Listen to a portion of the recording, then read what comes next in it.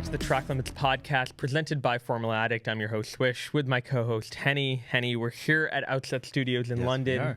I think we have our youngest guest today. I think so. This is going to be on record. This is going to be a record. Yeah. It's pretty great. She is genuinely a prodigy. She's someone who has pretty much done a lot in a very short amount of time. The youngest driver right now on the F1 Academy grid. Please welcome Chloe Chong. Woo! Nice to be here. Thank you for having me, Swish and Henny. Oh, of course. How are you doing? Yeah, I was a bit nervous being here on the podcast, but Stop. you've made me feel quite welcome quite quickly. And yeah, I'm really excited to talk some racing with you guys today. Absolutely. And even before we get into that, a rumor has it that you are Canadian, just like us.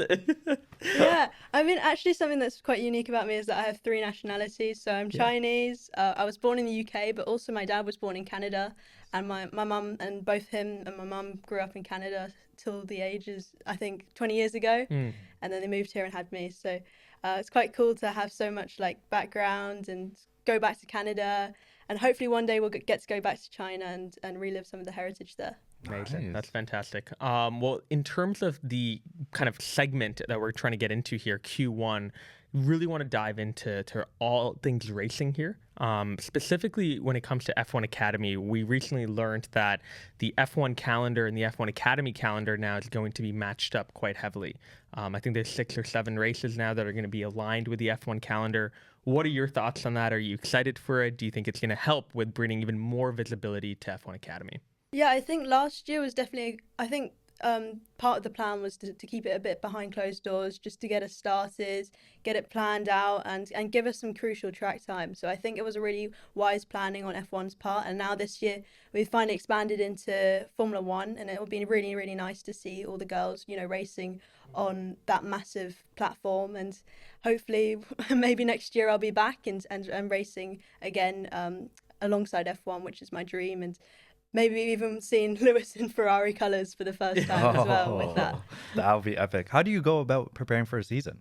Oh, that's a really hard question. I mean, a lot of drivers have different ways to do it. It depends on, how they work, how their style is, what they want to do with their racing. So for me, I really need to be quite calm in the car, and it's a lot about, I guess, focusing on consistency and feeling in the car. So a lot of the work that I do is on the simulator as well as in the gym, just basically putting the hours in. It's quite a physical sport, so the more hours you put in the gym on the simulator, it just all adds up and you become a better driver from all of it. I mean, you see drivers like Max Verstappen and Lando Norris, they're always on the sim, and I think that's part of why they're so successful. Yeah, and then talk to us about Prema Racing. Obviously legendary drivers have come from there. What is the culture like being a part of that team? Yeah, it was definitely mind-blowing being part of their team for the last year. I didn't really expect the opportunity, but they saw some glimpses of how I've done in the Girls on Track competition. So, really proud to be part of them. I mean, going in there for the first day, it was just special, seeing the red everywhere, meeting all those drivers. I think the first driver I met was Bianca. So she was such a character, and she made me feel welcome straight away. So I think all along, being part of that Italian team, you learn a lot. You learn about their racing history, how much racing means to them. And as a team, we built a lot together as a family. Have you learned much Italian? See, That's all you're going to get. That's right. I can only just about order some pasta and pizza for lunch. That's all you need. That's all I need, yeah. And at what age did you even get started?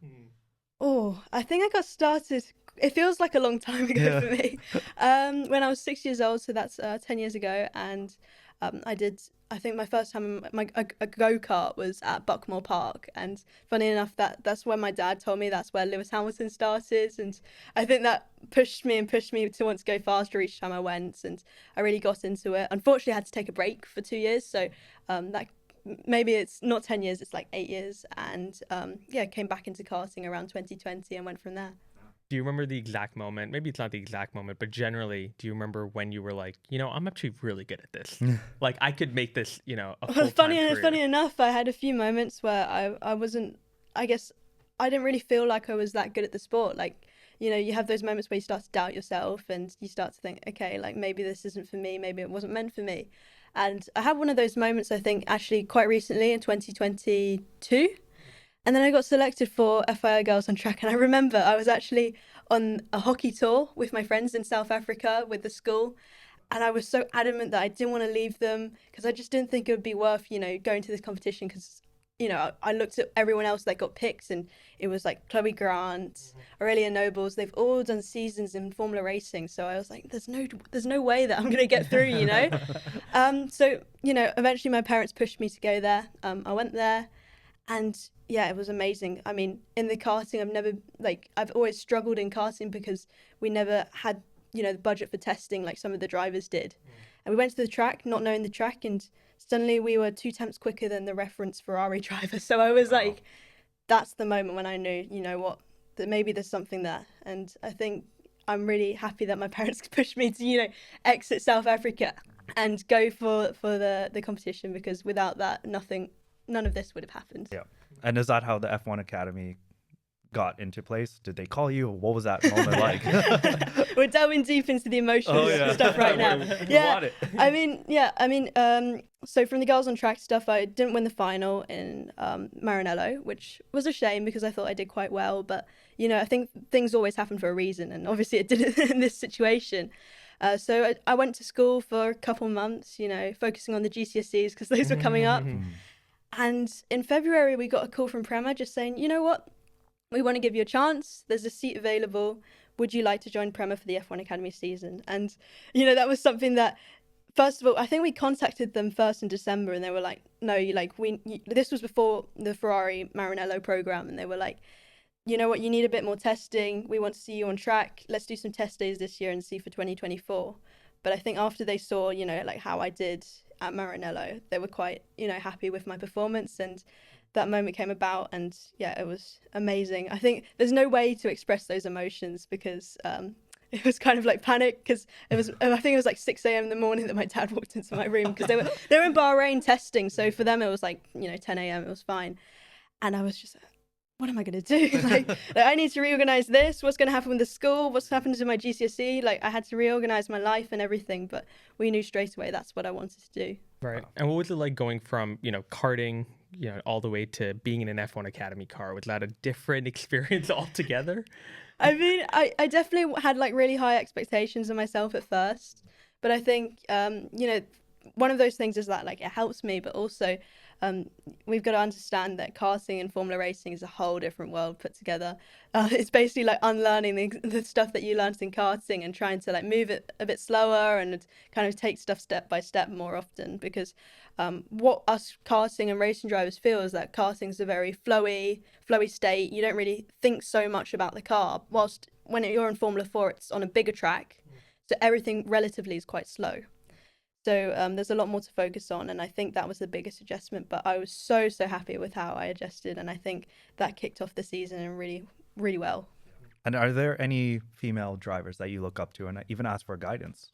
I mean, definitely like in karting, I think obviously we had Super One as the British Championship, and you could watch that through YouTube. So I remember watching Abby Pilling, doing all the junior TKM stuff, and that was something that I looked up to from quite a young age. And then obviously when W Series came about, there was so many more women on the world stage. So I think all of that put together, brought Jamie Chadwick, Abby Pilling towards me as like kind of idols, and I looked up to them. Of course, I raced against Abby this year, so it was a nice feeling to race against her, and obviously no compromise was made in the racing part of that. But I think F1 Academy is going to bring more females and bring more female role models to those younger drivers, ones that I didn't really have. And you obviously raced in COTA, this year, and there's a massive crowd. Was that pressure a little bit higher than the usual race? Yeah, I mean, I definitely felt a sense of pressure, but then I think once you put the helmet on, once you're in the car, exactly, game on, flow state, into it. And I think that's probably part of why I did so well, is because I was just in the zone. Like there was nothing that was going to stop me. My parents actually weren't there for the qualifying, and I think actually not having them there, put the game mode on even more, and drove up that intensity level. So I was really, really happy with how it went and how I handled the pressure, and I think it shows how important that is in the sport. And Lewis stopped by. That was the best moment. That was the best moment. I didn't know until like 5 minutes before the time, and he came, and I literally didn't know what to do. I was like there, like shaking, like it's Lewis. Yeah, and he was so lovely. We talked about again where we started at Butmore Park, and he gave us some really great advice about not giving up and facing the challenges that we'll face, because obviously he broke through the sport as quite a different person to what we were used to at the time. So it was great to hear the tips from him and everything that he had to say for us. Wow. It's my goat. That's wise word. He prepared that. He had that rehearsed all last night. Oh, but looking back into F1 Academy, they're about to kick off another season. Is there anything that you see that needs to be improved within F1 Academy, or even removed or added that you see? I think that's a very interesting question. I think they're genuinely doing quite a good job at the moment. Obviously, it's hard to keep a series afloat as it is, and I think with all the investment from F1, obviously it's helping, but they still have pressures that they need to manage and people that they need to please. So I think they're doing a very, very good job at maintaining their mission and doing what it needs to do to keep females in the sport. I think one thing that they definitely could, take into account for the coming years is probably, enable younger drivers, first of all, to race in the series and to give them more track time, and instead of races, maybe give them more testing. Because I think that is the one thing that I've noticed in Formula 4 series. If you look into Italian Formula 4, British Formula 4, Spanish, you'll see that all the top drivers, the guys, will be doing 20, 30 days of testing at least. And I think that's really key to building a full package out there, because sure, you can win in F1 Academy, but if you go to Formula 3 and you don't know, procedure, standard stuff, then it's going to be really hard. And I think that's where the testing can really help. And when it comes to sim racing, you mentioned you spend time in the simulator, but do you enjoy sim racing? Is that something you do? Do you jump in online lobbies on the F1 game or iRacing or Assetto Corsa? So I got my sim in December. Just before Christmas. It was my early Christmas present. Thank you, Dad. And yeah, I've been on it ever since. I didn't realize that you could race other people online because I'm not very good with the technology stuff. So I went online for the first time, did a few races, and that was really a lot of fun. I wasn't very good at first, but after that I built up, and I've always been quite quick. So we're getting the iRacing up and hopefully, getting some more races in and hopefully some wins. But I think it's definitely a crucial part because you have that pressure. You can't crash, because if you crash, you get damage. It's against real people. And I think this is what we've been missing all along. These top drivers, this is why they're so good, because they've basically done so many races online compared to the races offline, and they've put it all together to become that complete package. So I think it's something that every racer should have. Yeah. And looking back to what you mentioned earlier about trying to balance racing, school, and everything, how are you guys currently doing it? You're only 16. How are you balancing it? I wouldn't say that I'm balancing it. Yeah. I'd say that I've made my priority, quite strictly racing. Yeah. I think before that, so when I didn't get selected for the FDA Academy thing, we put the priority on the schoolwork and getting prepared for the GCSEs. But as soon as that Prema came about, exactly, we switched it back around, dipped out of school and yeah. Stay in school, kids. Yeah, but yeah, this year I'm doing my A-levels, so we're just going with the flow. Obviously I want to do well in my A-levels. I want to challenge myself in every way possible, so it's just natural that I want to do well. But I've just accepted the fact that with racing you can't manage it all, and even the best students will find a really hard time managing such high workloads. Yeah. And what advice would you give to not even just young girls, but just young drivers in general that want to get into motorsport? Any advice you have for them? You put me on the spot. Yeah. You put me on the spot here. No, I think, for young drivers going into racing, just focus on what you want. Think about it every day. Think about it every second of the day, and think about, making those marginal gains to get better every day, because results don't happen overnight unless you've done 500 days of testing in one day. So I think, just take the marginal wins, and over time they'll all add up and you'll see success. So my advice is I know it sounds really, what's it called? cliche, yeah. But don't give up and just keep going and accept that you don't see, I guess, solidified results every day. Yep. And we always ask this question to a lot of these drivers, but are you also competitive outside of racing? I'm so competitive. It's like anything, like if someone famous follows me, then I'm like, I win. Yeah. Like I think Clarkson's Farm, the TV show, they followed me yesterday, and I was like, I win. but even just anything in life, like I will want to win, and it doesn't matter what. It could be the smallest thing, like I don't know, like homework or schoolwork. I'll just want to be the first one to do this and that. I think it just comes with all the racing spirit stuff. I think every racing driver just wants to be the best at whatever they do, and I respect that. Yeah.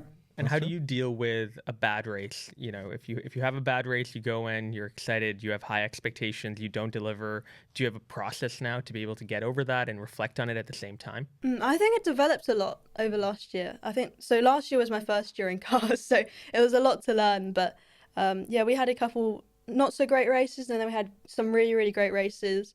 And I think the way that I cope with them changed, and I developed and matured a lot as a person. But what I took with me from the year and what I carry with me now is that, if you have a bad race, first of all, think about, could it be controlled or is it out of your control? If it's out of your control, then all you need to do is let go of it. If it was within your control, then you got to think, okay, what can I do to prevent this from happening next time? And, like, how can I move on and become a better driver from it? Like, what can I learn, take with me so that this will never happen again? And that's a good thing that it won't happen again. Like, pretend if you're about to win like a title and it happens again. So I think there's always something that you can take with you, and that's how I've been dealing with it for the past year, if you could say that.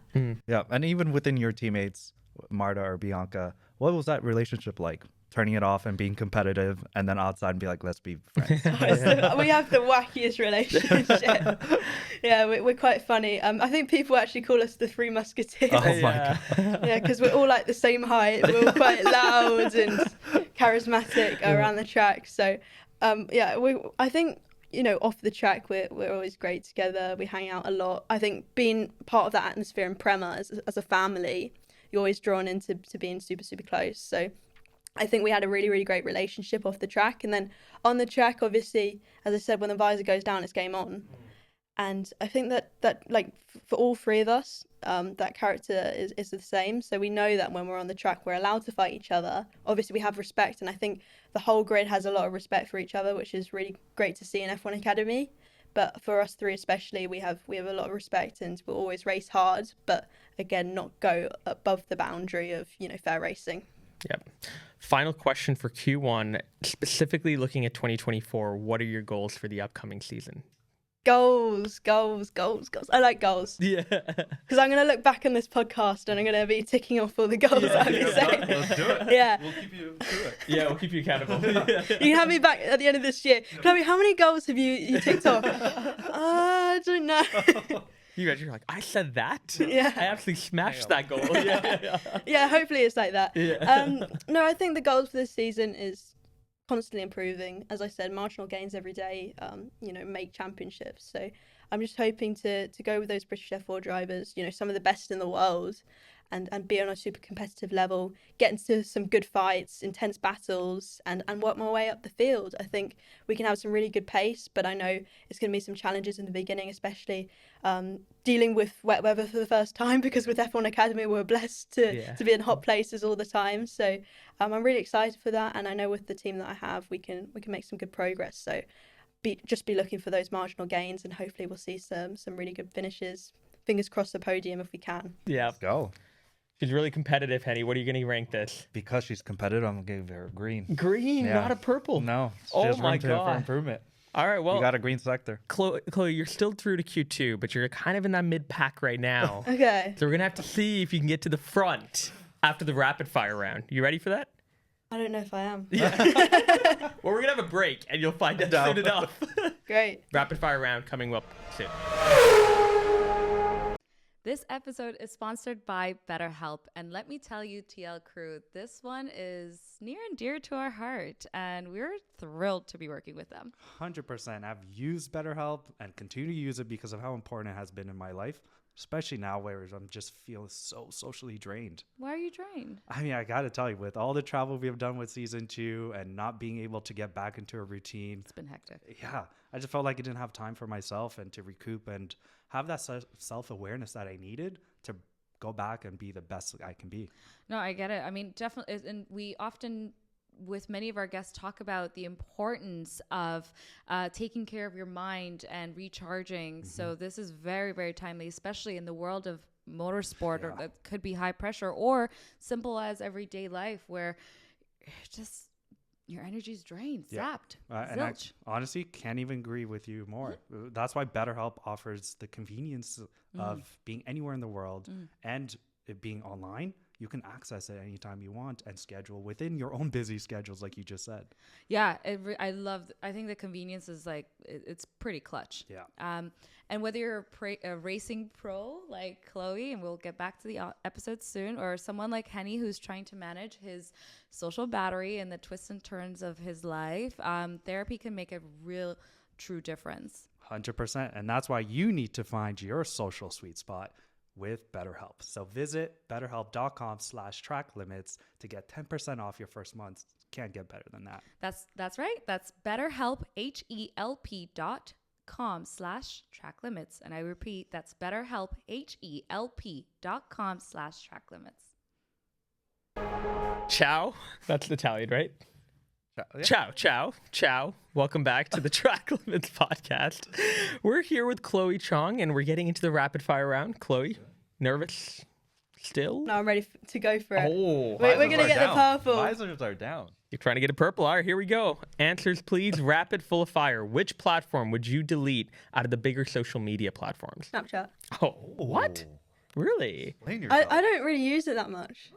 You know, at the beginning of this year, I was like talking to Marta, and I was like, yeah, what's your Snapchat? And she was like, Snapchat? You use Snapchat? And I was like, what do you use? And she was like, WhatsApp. So, yeah, I think being part of the racing world, and obviously it's more of a professional world, so more adults use WhatsApp and not Snapchat. So I guess it's been kind of like, you know, being left alone for the whole year, just working with adults and texting them through that. So I'd say WhatsApp my go-to. Yeah, that makes sense. Racing memorabilia you currently own or would love to own? Love to own an F1 driver's helmet. Any particular F1 driver? Max Verstappen's. Ooh, very nice. Okay. Most unpopular opinion you have. Can be about motorsport or even outside. Oh, I'm trying to think. To be fair, I wouldn't say that I have strong opinions about motorsport. I think that I really rate Alex Albon as a driver.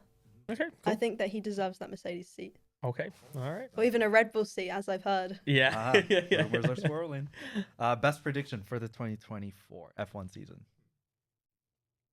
I think Verstappen wins it, but he wins with a lesser margin, with McLaren coming very close behind with Norris. I would love to see that. I would love to see that. That's what I want to see. Can you imagine it's the total opposite? We're like, oh, we got fooled here we again. go again. Greatest driver of all time, in your opinion? Schumacher. Okay. If you woke up and realized you had become Susie Wolf, what's the first thing you would do? I don't know.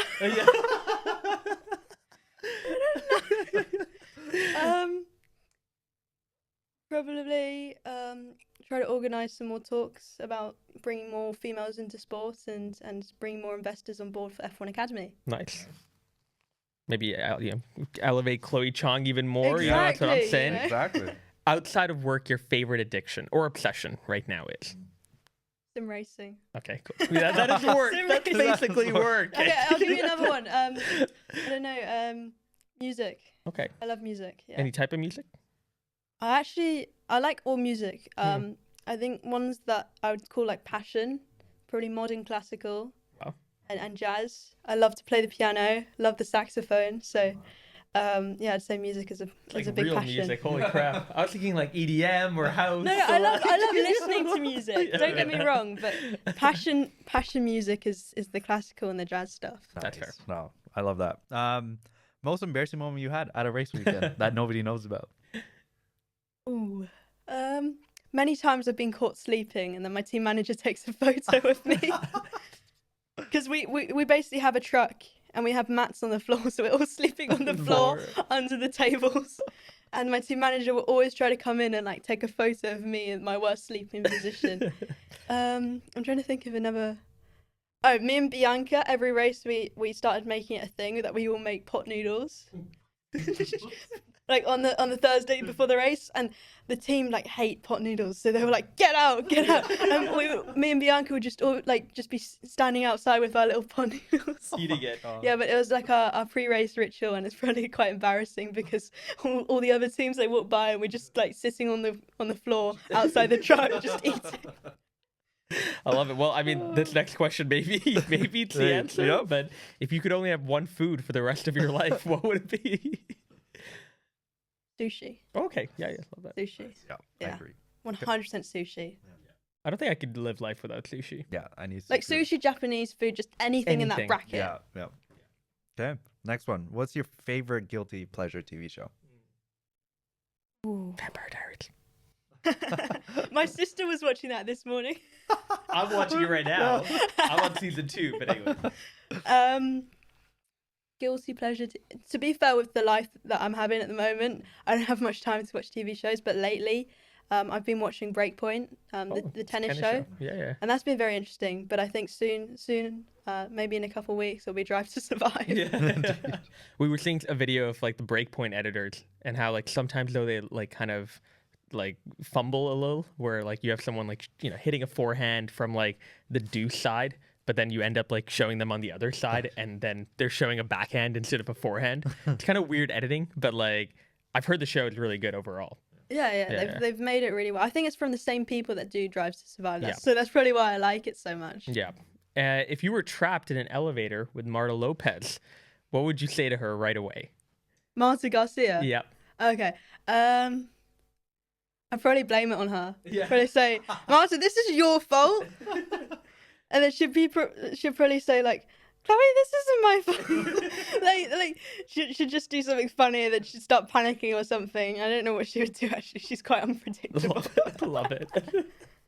All right, last question. I know you're only 16, but you're writing an autobiography on your life. Which of these titles resonates So deep. best with you? We got the Daredevil, the Dreamcatcher, the Free Spirit, or the Hardest Worker? The hardest worker. Bold. Thank you so much for your time, Chloe. Any final message to our audience before you peace out? Honey, best give me a purple. Oh, we were about to get to it. Drum roll. Damn. It's got to go Heady purple. purple. It's got to go I purple. actually think that was Let's actually go. the quickest That rapid was fire quick. round That too. was quick. That was very Yeah. quick. Yeah. But generally speaking, Chloe, we're so excited to see what you do this year. Yep. And by the way, you are incredibly mature, like Yeah. incredibly Thank you. mature. 16, There were holy times crap. that we were going through this interview and I'm like, oh my God, like I can't imagine what I was doing at 16 years old. I'm playing video games. I've Playing changed video a lot. games, yeah. My parents can vouch for me that I've changed a lot. Like, it's been a big journey and a lot of stuff has happened. So obviously I've just aged probably quite a bit over these past few months. But yeah, I think it's made me a better person. Absolutely. Kudos to you. You're an inspiration. Guys, go follow Chloe. We're going to drop her socials below. Check out F1 Academy this year. Even if you did not watch an F1 Academy race last year, you absolutely should. Check it out on F1 TV. Make sure to follow Chloe. Make sure to follow us if you liked this episode or if you like pot noodles. Like, share, subscribe. We'll see you guys in the next episode.